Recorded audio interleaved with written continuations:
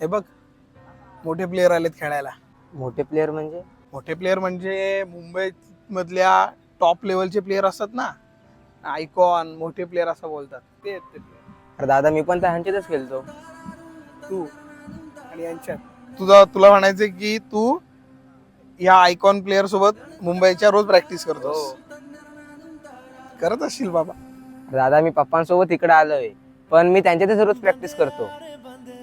तू icon मध्ये practice करतोस ना तू. नाव काय तुझं? ऋषी. काय? ऋषी वैद्य. मोठा होशील ना तेव्हा ह्यांच्या या टीम मध्ये ये आयकॉन म्हणून. तेव्हा मी तुझ्यावर शॉट करायला 50 रुपये लावीन.